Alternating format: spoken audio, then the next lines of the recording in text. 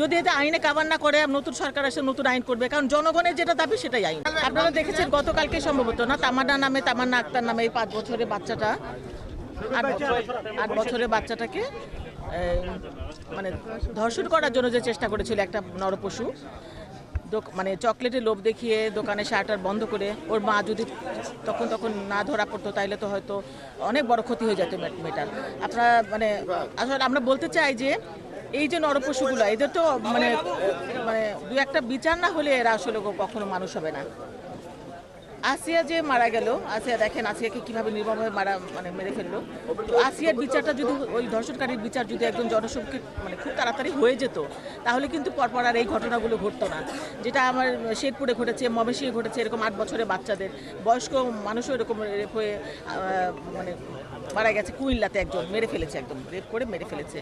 তো আমাদের দেশটা তারেক রহমান যখন এটা পেপারে দেখেছেন মানে টিভিতে দেখেছেন, উনি সঙ্গে সঙ্গে কালকে আমাকে ফোন করে বলেছেন যে আপনি ভাবি যান, বলেন যে আমি তাদের পাশে আছি।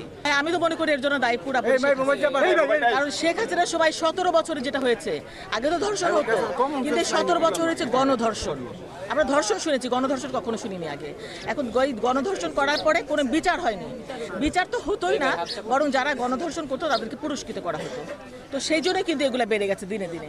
আপনারা দেখেছেন যে এই নারায়ণগঞ্জে রিমার স্বামী মনিরকে কীভাবে ফাঁসি দিয়েছিল আমাদের দেশনেত্রী বেগম খালেদা জিয়ার সময়, তাৎক্ষণিকভাবে। সেই রকম বিচার যদি দুই একটা হতো, হাসিনা যদি করতে পারতো তাহলে তো এরকম হতো না। এখন এই নতুন যে সরকার আসছে, আমি আশা করবো অনতি বিলম্বে, কারণ এই যে সময় ক্ষেপণ না করে, কারণ প্রমাণের দরকার নাই, তো প্রমাণ তো হাতে নাতে দরকার পড়েছে, প্রমাণ হাতে নাতে। সুতরাং এতে জনসমক্ষে লক্ষ লক্ষ কোটি কোটি জনগণের সামনে একদম ফাঁসির কাজটা ঝুলানো উচিত। যদি এটা আইনে কাভার না করে নতুন সরকার এসে নতুন আইন করবে, কারণ জনগণের যেটা দাবি সেটাই আইন। সেই যে আইনে তাহলে ইসলামিক আইনে করুক।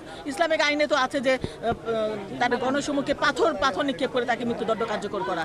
যে আইনেই করুক, এই আইনটা কার্যকর করতে হবে এবং জনসম্মুখে করতে হবে। আমি এই সরকারের কাছে আশা করব যে খুব দ্রুত এই বিচার কার্যকর করবে, কারণ এরকম বিচার যদি দুই একটা এরকম জনসম্মুখে করা হয় তাহলে কিন্তু অন্য যারা এটা অ্যাটেম্প নেবে তারা কিন্তু 10 বার অন্তত চিন্তা করবে, ভয় পাবে।